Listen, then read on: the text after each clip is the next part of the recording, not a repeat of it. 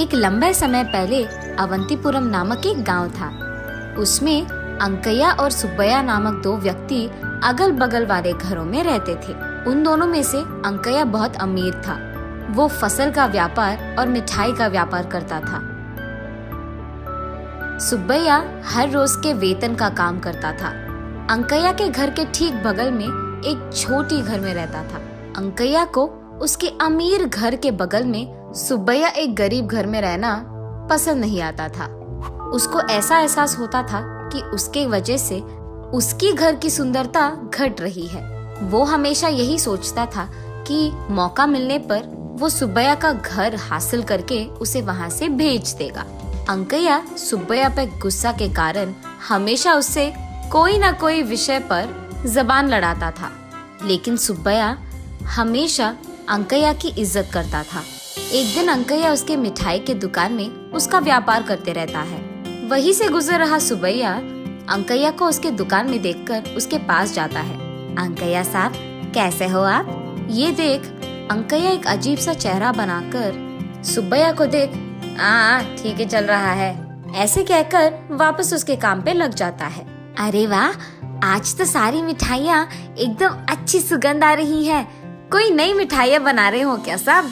ऐसे पूछता है सुब्बैया। और सुब्बैया को हमेशा तंग करने के बारे में सोचने वाला अंकैया ऐसे कहता है, ठीक है, पैसे देकर निकलो यहाँ से। पैसे? पैसे क्यों साहब? क्या क्यों? अब तक मेरे दुकान में बैठकर सारे मिठाइयों का सुगंध सूंघ लिया तुमने, उसके पैसे। हाँ क्या? सूंघने के पैसे भी देने पड़ेंगे? ये कहा कि नाइंसाफी है साहब। इंसाफ नाइंसाफी के बारे में बात मत करो, पहले पैसे देकर यहाँ से निकलो, ऐसे कहता है अंकैया। और क्योंकि सुब्बैया उसके बातों के व्यतिरेक नहीं बात कर पाया, वो चुपचाप पैसे देकर वहाँ से चले जाता है। और दूसरी तरफ अंकैया अपनी चालाकी पे खुश होकर ऐसे सोचता है, आज तो इसको बड़ा अच्छा बकरा बनाया मैंने। ऐसे अपने आप में खुश होते रहता है। कुछ दिन बाद एक दिन अवंतीपुरम पूरा ऊंची तापमान से जल रहा था और अंकैया उसके बंगला के बाहर बरामदे में ठंडी हवा के लिए इधर उधर चलते रहता है। उसी समय वो देखता है कि उसके घर की सीमा के एक पेड़ के छांव के नीचे सुब्बैया बिस्तर लगाकर आराम से विश्राम करते रहता है। उसके पेड़ के नीचे सुब्बैया को आराम से सोते हुए देख अंकैया को बिल्कुल पसंद नहीं आता है। क्रोध में वो सुब्बैया के पास जाकर ऐसे कहता है, अरे सुब्बैया। उसकी आवाज सुनकर सुब्बैया अचानक उठ जाता है। उसे देख उसको नमस्कार करता है। साहब, क्या हुआ साहब? निकालो पैसे, निकालो। मुझे पूछे बिना मेरे ही पेड़ के नीचे तुम विश्राम कर रहे हो? तुम्हारी इतनी हिम्मत? दो पैसे, जल्दी दो मुझे। क्या? पेड़ के नीचे सोने के लिए भी पैसे देने पड़ेंगे अब? ये कहा कि नाइंसाफी है साहब। मेरे पेड़ के नीचे सोकर मेरे पेड़ की हवा लेकर मेरे खिलाफ बात कर रहे हो? पहले तुम पैसे निकालो, बात मत करो, पैसे निकालो। और क्योंकि सुब्बैया उनके व्यतिरेक बात नहीं कर पाया, उन्हें कुछ कह नहीं पाया, वो चुपचाप उसके पास बचे कुछ पैसे देकर इसे तो मैं भगा कर ही रखूंगा, ये फैसला करके अंकैया वहाँ से चले जाता है। एक दिन अंकैया अपने फसल की दुकान में काम करते रहता है। वहाँ एक कौवा आकर उसके फसल को खाने लगती है। उस कौवे को देख अंकैया उसे वहाँ से भगा देता है।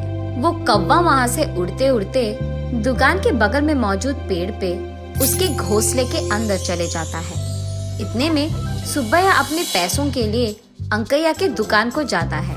ठीक तभी कौवा उसके घोंसले के बाहर आकर सुब्बैया के ऊपर से उड़ता है। उतने में कौवे के पैर पे मौजूद सोने का हार सुब्बैया पे गिरता है। ये देखते ही अंकैया तुरंत सुब्बैया के पास जाकर, वो मेरा सोने का हार है, दे दो मुझे। ये क्या साहब, आपके आंखों के सामने ये कौवे ने सोने का हार मुझ पर गिराया, तो ये मेरा होगा ना।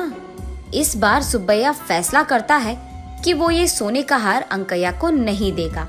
वो कौवा अभी अभी मेरे दुकान में फसल खा के गया है, इसीलिए वो मेरा है। ऐसे वो दोनों लड़ने लग जाते हैं। उन दोनों को लड़ते देख गांव का सरपंच वहां आकर पूछते हैं कि हुआ क्या। जब सरपंच को बात पता चलता है, उनको अंकैया का लालच समझ आता है। इंसाफ तो यही है कि ये हार सुब्बैया को मिलना चाहिए। ऐसे कैसे होगा? उस कौवे ने मेरे दुकान का फसल खाया है, उसे मेरा एहसान चुकाना होगा और इसीलिए वो सोने का हार भी मेरा है। अच्छा, वो फसल किसका है?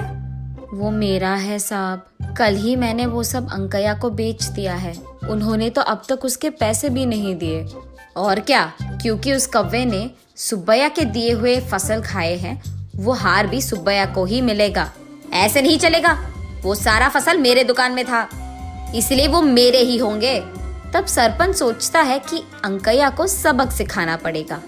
ठीक है, वो हार तुम्हें ही मिलेगा, लेकिन उससे पहले सुब्बैया को जो पैसे तुम्हें लौटाने थे वो दे दो।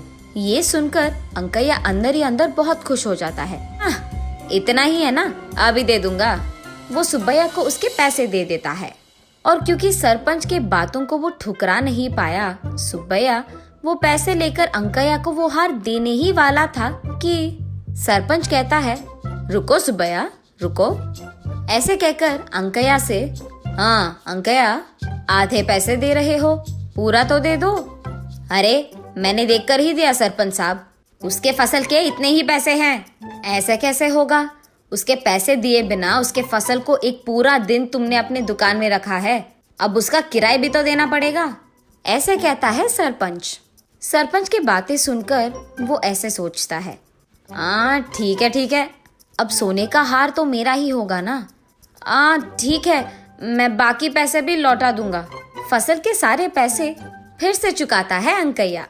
यहाँ सुब्बैया खुश होता है कि सरपंच ने उसका इंसाफ किया है और वो सोने का हार वो अंकैया को देने ही वाला था कि सरपंच फिर से, रुको सुब्बैया रुको, अंकैया की ओर देखते हुए, अंकैया, सुब्बैया के फसल यहाँ रहने के कारण ही ना वो कौवा यहाँ आकर फसल खाया और इसी तरफ जाते जाते उसने उस हार को सुब्बैया पे गिरा दिया, इसीलिए इसके कारण तुम्हें और कुछ पैसे सुब्बैया को देना होगा। अब तक मैंने उसको ऑलरेडी दुगने पैसे दिए हैं, ये तो बहुत नाइंसाफ है। अच्छा, अगर एक कौवा तुम्हारे दुकान में फसल खाने के कारण वो हार तुम्हारे हासिल होना इंसाफ ही है, तो ये भी इंसाफ है। एक सोने के हार के सामने ये सारी तो छोटी चीजें हैं। ये सोचकर अंकैया कहता है, थोड़ा और पैसे सुब्बैया को देता है। खुशी से वो सारा पैसे लेकर सुब्बैया सरपंच की शुक्रिया अदा करके वो सोने का हार अंकैया को देकर दोनों अपने अपने रास्ते चले जाते हैं। अगले दिन सुबह पुलिस अंकैया के दुकान आकर, तुमको जो सोने का हार कल मिला है वो हमारे गांव के जमींदार की बीवी का है, इसलिए उसे हमें वापस कर दो, ऐसे पूछते हैं। ये सुनकर अंकैया कहता है, जाओ साहब, वो मेरा हार है, वो मैं बहुत पैसे देकर खरीदा हूँ, ऐसे कहता है। तब पुलिस, हमारे पास इसके सबूत है, आपका ऐसे झूठ कहना बहुत नाइंसाफ है। ये कहकर अंकैया को बेड़ियां लगाकर वहां से पुलिस स्टेशन ले जाते हैं। तो इस कहानी का नैतिक क्या है? अंकैया के लालच के कारण उसके पैसे भी गए और हार भी, उसका इज्जत भी गया। जेल जाकर उसे जेल में रहना पड़ गया। आशा एक आदमी को जितना ऊपर लेता है, लालच उतना ही उसे नीचे गिराता है।